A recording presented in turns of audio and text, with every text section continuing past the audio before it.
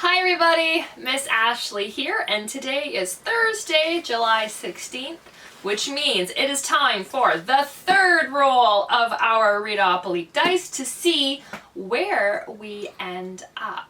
So last time we ended up going on square number 9. So let's see what square we are going to get today. Are you feeling lucky? I don't know, let's go. Oh, and it's a number 2. So let's go up. 1, 2. Okay, so we now are on square number 11. And this square says, skunks do not have very good eyesight. Back away slowly from a skunk to avoid being sprayed. Read a book about skunks. So that's a challenge for me. So you hold on while I get my skunk book, okay? So our book today is called The Secret Life of the Skunk, and it's written by Lawrence Pringle. Let's see what happens in The Secret Life of Skunks. Warm, so warm. 5 baby skunks snuggle in the fur of their mother's belly.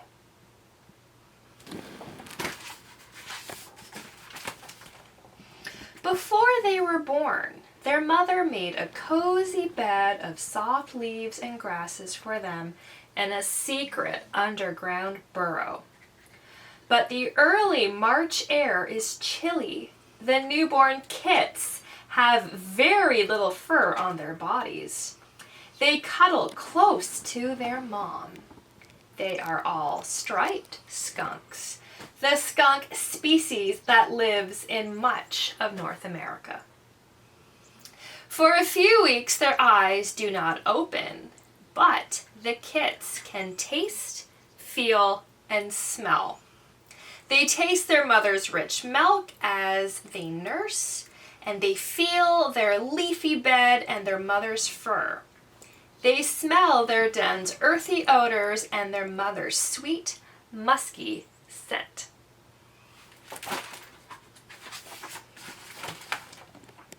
At night, the mother leaves the den to hunt for food. She prowls and scurries through fields and forests and backyards. She sniffs and digs. She gobbles down some earthworms, an apple that fell from a tree last fall, a mouse, and seeds spilled under a bird feeder. Skunks are omnivores. They eat both plant and animal food. The kit's father is not around. Male skunks do not help females raise their young. The kit's mother hurries home to nurse her kits.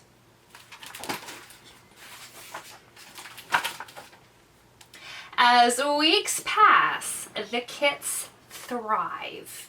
They grow fur, they grow bigger, and they grow playful. They romp and rustle in their secret den.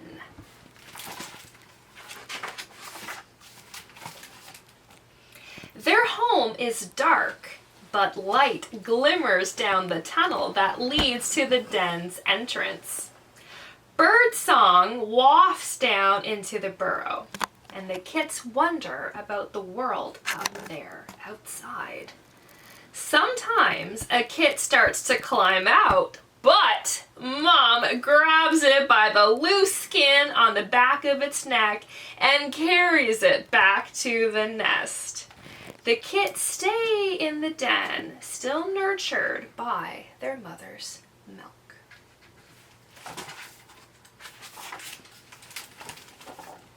When the kits are about 5 weeks old, they venture out at night.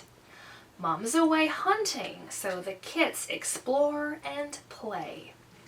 If they hear a strange animal approaching, they rush into the burrow. If they hear the familiar sound of their mother's soft paws coming near, then they greet her. They sniff at the face and fur they know so well.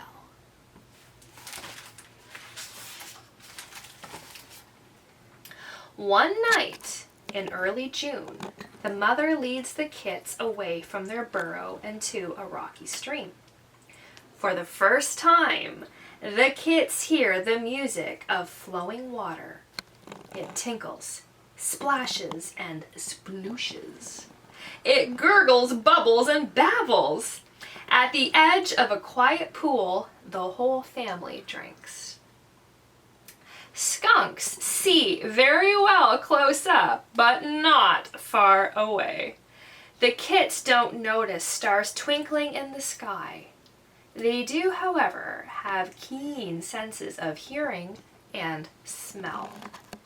Up close on the ground, there's so much for the kits to discover and to eat. In a field, their mother catches crickets.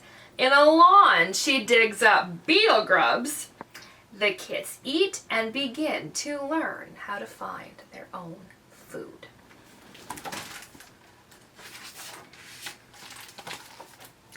Each summer night, the skunk family leads a secret life. In the dark, they are almost never seen. And each summer night, the kits eagerly learn more. As they move along, Mom always leads the way with her kits just behind. Skunks on parade. Each black and white kit has a different stripe pattern.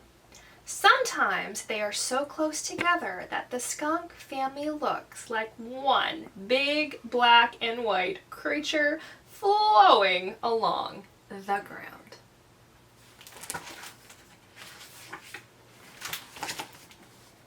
The skunks especially like rainy nights.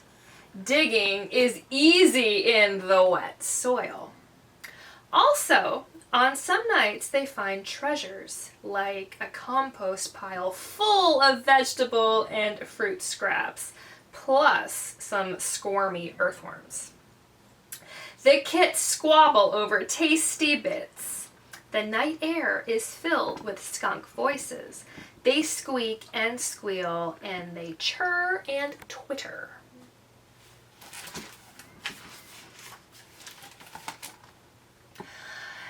Ambling along on a warm June night, the skunk family is startled by a loud barking. A dog rushes towards them and then stops. The kits huddle by their mother, and she faces the dog, raises her bushy tail, and stomps her front feet. She hisses and clicks her teeth. These are warning signals, but the dog growls and steps closer.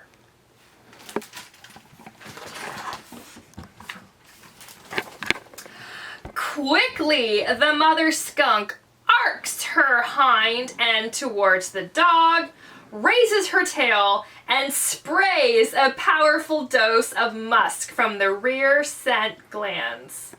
She aims well, and the dog yelps, and he runs away.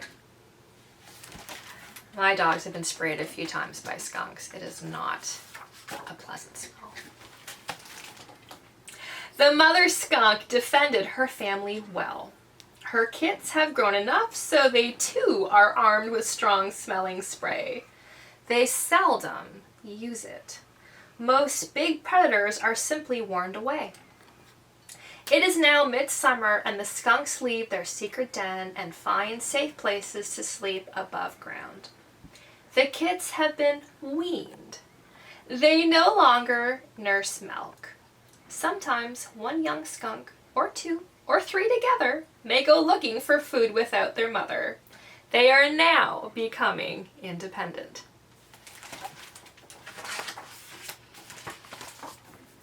Summer is a time for skunks to feast. On just one night, a young skunk might eat a spider, 2 crickets, 5 beetle grubs, 13 wild blueberries, and 18 larvae from a bumblebee nest. The young skunks grow bigger and bigger. They roam further from their mother. They lead risky lives.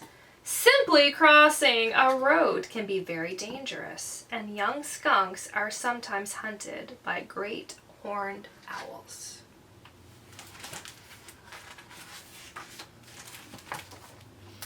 As summer slips into autumn, all of the skunks eat a lot. They store fat in their bodies that will help them get through winter when food is scarce. In the winter dens, they will be dormant, which means they sleep most of the time. On a chilly autumn night, the mother skunk meets one of her young.